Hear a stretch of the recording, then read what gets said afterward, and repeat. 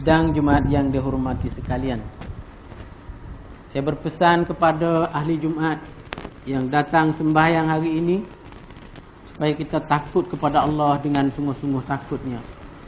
Takut dengan perasaan di dalam jiwa kita. Kalau kita berdosa, kita akan diazab. Ini sudah janji Allah Subhanahu Wa Taala. Setiap manusia yang berdosa, dia akan diazab. Dan azab Allah sangat pedih. Maka tentu sekali kita, semua manusia akan berdosa. Kita banyak dosa. Oleh itu istighfar banyak-banyak dan takut banyak-banyak kepada Allah.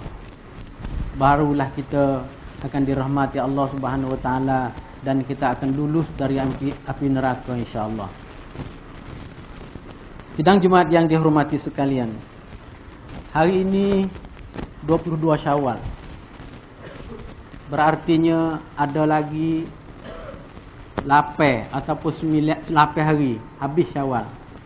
Oleh itu saya seru kepada muslimin dan semua muslimin yang datang hari ini, siapa yang tak tunai lagi sunnah puasa ni hari dalam Syawal, maka ada lagi peluang untuk kita berpuasa supaya memenuhkan ibadat yang diperintahkan oleh Allah Subhanahu Wa Taala, dicontohkan oleh Nabi Muhammad sallallahu alaihi wasallam. Cepat-cepatlah kita puasa hingga sampai cukup 6 hari.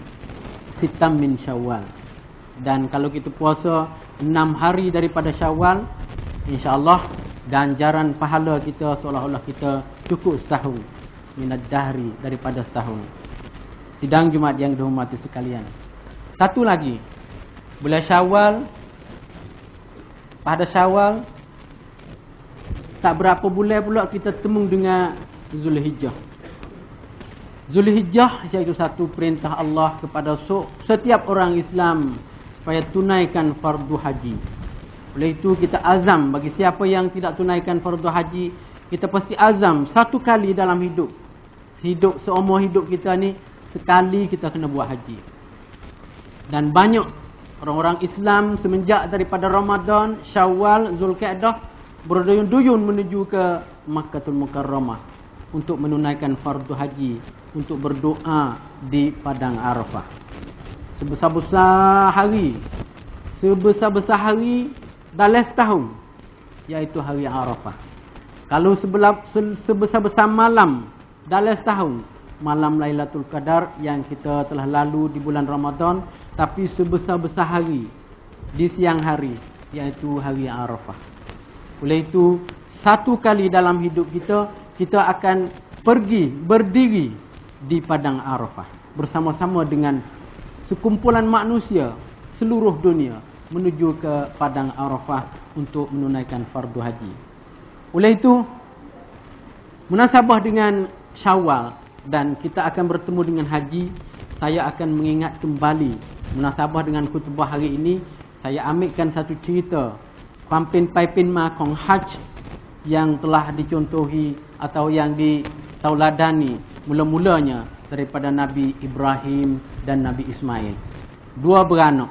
Cerita yang panjang yang diceritakan oleh ulama-ulama ataupun sedikit saja dalam Al-Quran yang bercerita tentang Nabi Ibrahim dan Nabi Ismail. Yang mana Ibrahim seorang nabi sebagai bapa, abaunal awwalun, bapa bagi yang menganut agama Islam. Abina Ibrahim, millata abina Ibrahim. Dan sentiasa kita dalam semaya 5 waktu sehari semalam ni, kita sentiasa menyebut Allahumma salli ala Sayyidina Muhammad wa ala ali Muhammad. Allah wa barik ala Sayyidina Ibrahim wa ala ali Ibrahim. Di mana ali Ibrahim, keturunan Ibrahim yang pecah kepada Banu Arab dan Banu An-Nasara Al-Yahud, dan sampai kepada kita penganut daripada contoh ataupun millah Ibrahim, termasuknya golongan kita semua yang menjadi orang Islam yang panggil ummatud dakwah sampai kepada hari kiamat. Sidang Jumaat yang dihormati sekalian, kita mulakan setelah Nabi Ibrahim bertentang dengan Raja Namrud. Namrud paksa bala tenteranya supaya bakar Ibrahim dengan api yang sangat besar. Katanya 7 hari 7 malam api tak padam lagi. Kayu yang banyak begitu lalu. Maka campak Nabi Ibrahim masuk dalam api. Tapi dengan perintah Allah, api tak memberi kesan kepada Nabi Ibrahim. Hingga sampai kepada orang ramai yang menunggu tengok itu kembali habis. Hingga sampai kelamaannya, bara pun dah habis. Maka berjalanlah Ibrahim keluar daripada bara api itu dan berpindah daripada Babilonia. Setengah daripadanya kata di negeri itu ialah Babylon. Maka setelah itu Ibrahim berpindah pergi kepada Palestin. Hidup Nabi Ibrahim di Palestin bersama dengan isterinya Siti Sarah. Satu hari, lama kelamaan Ibrahim dan Siti Sarah tidak dapat anak. Tidak ada anak.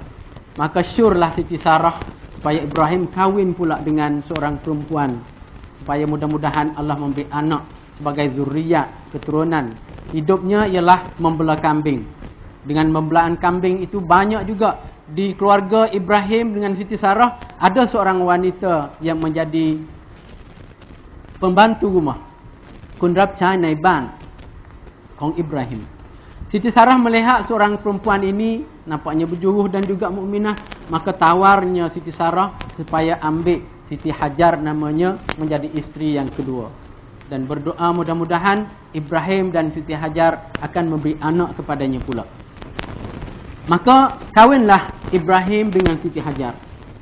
Lama kelamaan Allah memberi permintaan Ibrahim dan Siti Sarah dan mentiupkan supaya Siti Hajar mengandung. Maka mengandung akhirnya dapat anak.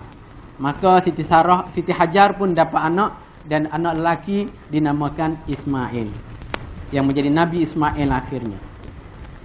Setelah itu seorang nabi yang tua, Ibrahim orang yang tua, dapat isteri mudanya Siti Hajar dan baru saja dapat anaknya Ismail.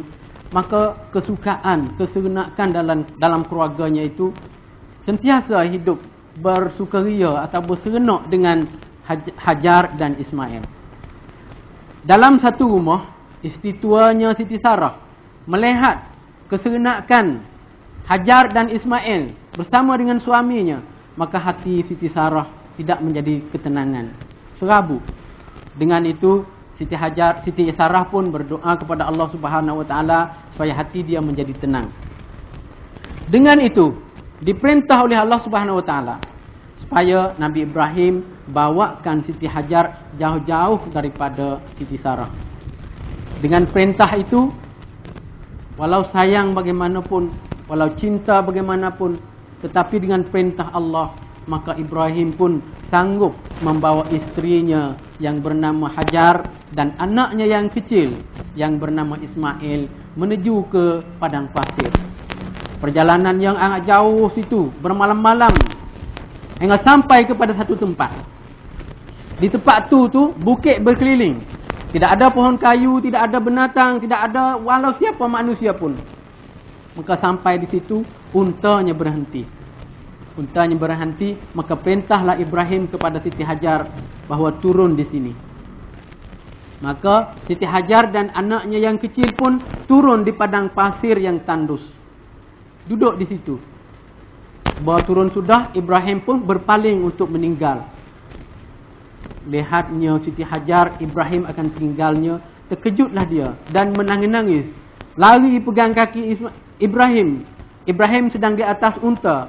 Hajar memegang kakinya dan bertanya-tanya, mengapa abang Ibrahim nak tahu Hajar dan anak di sini ke? Ibrahim pun kelu lidahnya untuk berkata, nak katalah mana? Kerana sayang dan rindu kepada anak dan isteri. Lalu itulah satu patah pun tak boleh terbit daripada mulut Ibrahim. Akhirnya Siti Hajar bertanya, ini adalah perintah Allah, Tuhanmu kah? Dengan satu kalimah Ibrahim menjawab ya. Dengan tawakal dan sabar dan beriman kepada Allah, Siti Hajar pun berkata, kalau perintah Allah, Allah takkan meninggal aku dan anakku di sini. Tentu sekali Allah akan menjaga. Dengan itu disuruhnya suaminya yang sayang itu meninggal dia di situ. Dari itu Nabi Ibrahim pun berjalanlah terus hingga sampai ke jalan liku, hingga suk mata tak nampak dah. Maka Ibrahim berpaling kali yang akhir lalu berdoa kepada Allah Subhanahu wa taala. A'udzubillahi minasyaitonirrajim. Wa idz qala Ibrahim Rabb ta'ala. A'udzubillahi minasyaitonirrajim. Wa idz qala Ibrahim Rabbij'al hadzal balada amina wajnubni wa baniya an na'budal asnam. Rabbi innahunna adlalna katsiran minan nas faman tabi'ani fa innahu minni wa man asani fa innaka ghafurur rahim. Rabbana inni askantu fi dhurriyyati biwadin ghairi dhi zar'in 'inda baitikal muharram. Rabbana yuqimus shalah faj'al af'idatan minan nas tahwi ilaihim warzuqhum minas samarat la'allakum yashkurun. Surah Ibrahim ayat 35 sampai ayat 37. Dan ingatlah tatkala Ibrahim berkata, wahai Tuhanku, jadilah negeri ini negeri yang aman dan jauhilah akan daku dan anak cucuku daripada penyembah berhala. Wahai Tuhanku, sesungguhnya mereka menyesatkan banyak manusia. Dari itu barang siapa ikutku, maka sesungguhnya ia daripada golonganku. Dan barang siapa durhaka kepadaku, maka sesungguhnya engkau pengampun lagi penyayang. Dengan doa itu, maka Ibrahim pun tinggallah isteri dan anaknya di padang pasir yang tandus itu. Setelah itu, maka berdua-dualah ibu dan anak di padang pasir yang kering tandus. Selepas itu, maka makanan dan minuman pun akan habis. Mulalah bertangisnya Ismail, anak yang kecil. Di panas hari itu, Ismail menangis-nangis. Dengan itu manusia pun tak ada. Cuba kita bayangkan di padang pasir yang panas, anak menangis. Bagaimana hati ibu? Selepas itu, Siti Hajar pun berlari-lari menuju ke satu bangun ataupun bukit yang bernama Safa. Tengok mandang yang jauh, tidak ada manusia pun yang datang. Dari situ lari ke satu bukit yang lain pula yang bernamanya Marwah. Di Marwah pun tengok pandangan yang jauh, tidak ada manusia seorang pun. Berlari-larilah Siti Hajar ke satu bukit. Akhirnya suara Ismail pun habis, suara teriaknya sangat bertangatan teriak. Maka datang melihat anaknya Ismail, lalu ambil riba anaknya dan berdoa kepada Allah. Tiba-tiba di pasir yang tepat kaki Ismail merejam-rejam itu menjadi basah. Apabila melihat basah, maka terkejutlah Siti Hajar dan melaun-laun, "Zummi, zummi." Menyejukkanku, membelatkan. Maka Siti Hajar pun korek pasir dan belak-belak pasir itu menjadi satu lubang. Air pun masih banyak. Hingga sampai dapat guna air itu, hingga minum dan gunanya. Yang kita kenal di hari ini ialah Telaga Zamzam. Itulah yang jadinya Telaga Zamzam. Selepas itu, apabila ada air, maka binatang di bukit bukau di keliling itu turunlah mencari minum air. Burung-burung di atas langit pun nampak air, maka datang menggunakan air. Dengan arnak, dengan burung, dengan binatang lain-lain pun, yang itulah menjadi makanan kepada Siti Hajar dan Ismail. Manusia, apabila tahu kata di sini, di celah bukit ini ada air, pedagang, peniaga pun lalu dan minta air. Hingga sampai lama-kelamaan ada yang berlalu banyak-banyak, membuat kemah, tang kem, pak kangkun. Lama-kelamaan di situ menjadi satu kampung. Di kampung itu orang pun jangan banyak. Hingga sampai manusia pun digelarkan di tempat itu namanya Bakkah. Bakkah hingga akhir ini dinamakan Makkah. Yang kita kenal Mekah. Maka selepas itu Ismail dan Siti Hajar pun hidup dah di negeri Bakkah itu, dan dia menjadi tuan daripada Telaga Zamzam. Kita kisahkan cerita kepada sini dahulu. pergi kepada Ibrahim yang kembali kepada Palestin dulu. Satu kali Ibrahim pun meminta izin kepada isterinya Siti Sarah supaya menziarahi isterinya yang kedua Siti Hajar dan anaknya Ismail. Maka datanglah Ibrahim ke negeri Bakkah supaya bertemu dengan Siti Hajar dan Ismail. Sampai di situ, tanyalah Ibrahim kepada ahli kampung, mana Siti Hajar dan Ismail.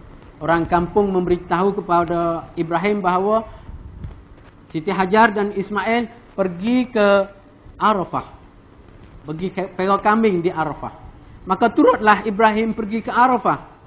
Di sana, di satu bukit, maka berjumpalah Ibrahim, Siti Hajar dan Ismail. Di sana yang kita kenal dengan nama Jabal Rahmah, tempat yang bertemu Ibrahim, Ismail dan anaknya. Maka di situ bersenaklah dia berbual-bual, bertanya kabar dengan lama yang sudah tinggal hingga sampai petang. Waktu maghrib, matahari dah jatuh. Bila matahari jatuh, maka berpindahlah ketiga-tiga beranak itu balik, elok kambing balik kepada Makkah. Lalu sampai kepada Muzdalifah di Masy'aril Haram. Sampai kepada Muzdalifah, dia berrehat sebentar hingga sampai dia jenera, terlelap. Sebab itulah bagi hujat apabila keluar daripada cepat-cepat keluar di waktu maghrib di Muzdalifah, pergi dari Arafah pergi ke Muzdalifah dan semayang maghrib isya jamak di Muzdalifah, maka mabit di situ. Kerana di sini tiga-tiga beranak itu lelap jenera di Muzdalifah. Lepas bangkit daripada jenera, maka berjalan teruslah ke Makkah, lalu kepada Mina, satu tempat yang bernama Mina. Di situ Nabi Ibrahim memberitahu kepada Ismail bahawa dia bermimpi. Kata dia sembelih anaknya.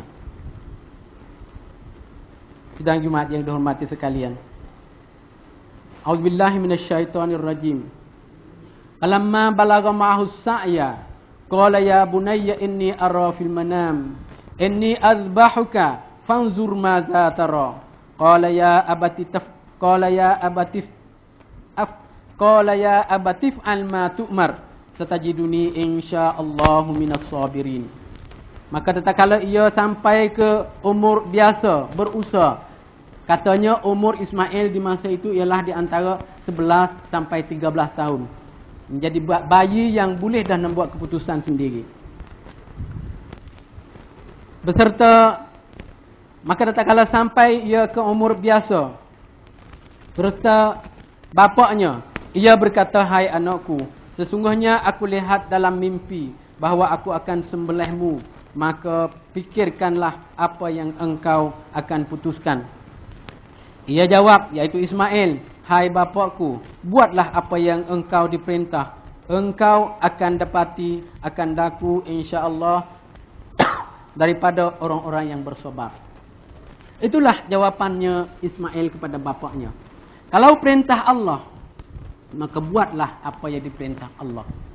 Dengan itu bercadanglah Ibrahim dengan anaknya untuk menyembelih, menjadi perintah Allah, kurban untuk Allah Subhanahu Wa Taala. Tatkala nak jembelih itu, maka datanglah seorang syaitan. Dia mengujuk-ujuk, juk jeng, mai hai tham. Setan mari mengujuk-ujuk hatinya. Bagaimana nak bunuh anak? Bolehkah nak bunuh anak? Perintah ni tak jadi. Janganlah bunuh anak. Syaitan itu mengolok-olakkan, mengajak-ngajakkan Ibrahim supaya jangan buat perintah itu. Maka Ibrahim dah tahu bahawa itu adalah syaitan. Lalu dia ambil batu, pegang syaitan itu. Maka larilah syaitan itu. Selepas seekor tu pergi, mari seekor lain pula. Dan mengujuk-ujuk Ibrahim juga, jangan disembelihkan anak. Maka Ibrahim pun dengan Ismail pun ambil batu, lontar-lontarkan kepada syaitan itu, hingga lari pula. Mari pula yang ketiga, demikian juga Nabi Ibrahim dan Ismail melontar-lontarkan batu kepada syaitan itu hingga habis. Itulah daripada orang buat haji apabila pergi Mekah kena melontar di Jumratul Aqabah, Jumratul Wusta dan Jumratul Sugra. Jumratul Sugra. Sidang Jumaat yang dihormati sekalian. Selepas itu, syaitan dah pergi, Maka bermulalah Ibrahim nak menyembelih anaknya. Naik di atas batu, Ismail pecat bajunya untuk lapik kepala. Maka Ibrahim ambil pisah akan sembelih. Bawa nak tarik, maka datang suara daripada sebelah tinggi di bukit. Ya Ibrahim, panggil Ibrahim. Pujian sudah cukup. Maka ku gantikan dengan seekor kambing sebagai penyembelihan ganti daripada Ismail.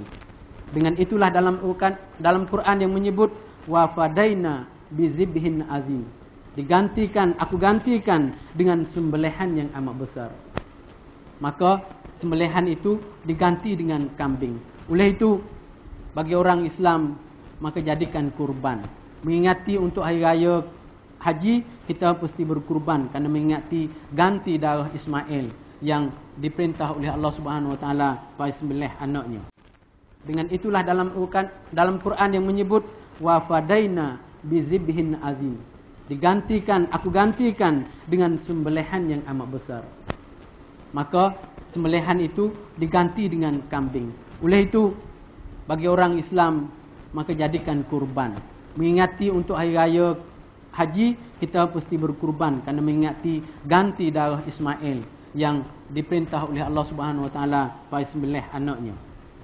Sidang Jumaat yang dihormati sekalian, itulah cerita yang panjang yang kita ringkaskan dalam masa yang pendek dalam khutbah hari ini, supaya kita mengingati kembali sejarah kisah yang berlakunya orang-orang yang buat haji.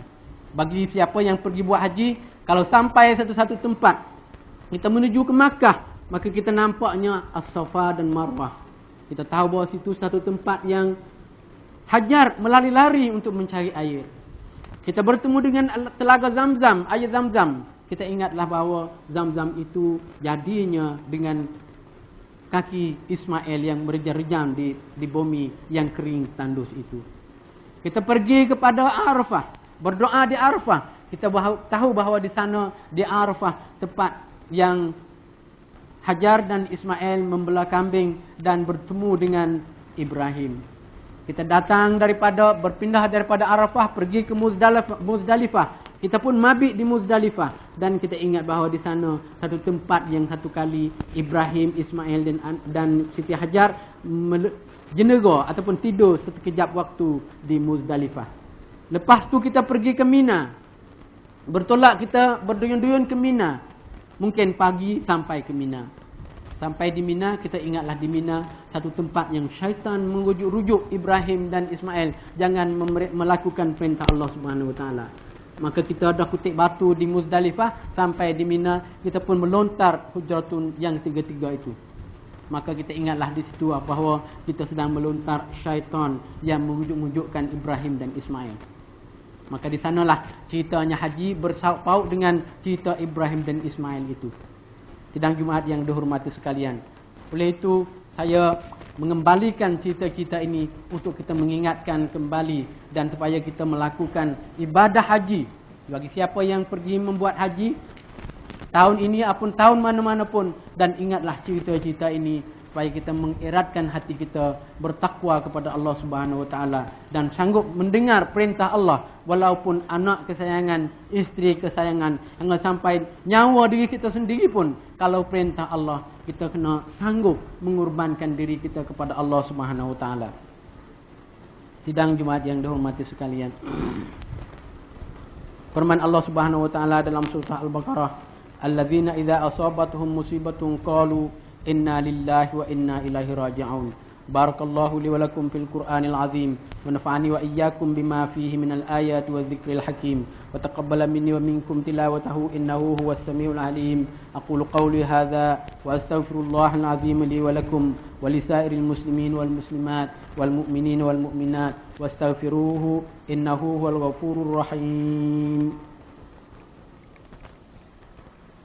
Innal hamdalillah nahmaduhu wa nasta'inuhu wa nastahdihi wa nashkuruhu wa na'udzu billahi min shururi anfusina wa min sayyiati a'malina.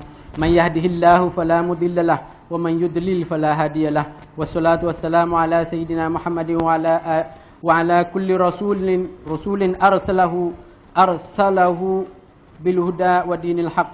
Amma ba'du, فيا أيها الناس اتقوا الله حق تقاته ولا تموتن إلا وأنتم مسلمون قال تعالى إن الله وملائكته يصلون على النبي يا أيها الذين آمنوا صلوا عليه وسلموا تسليما.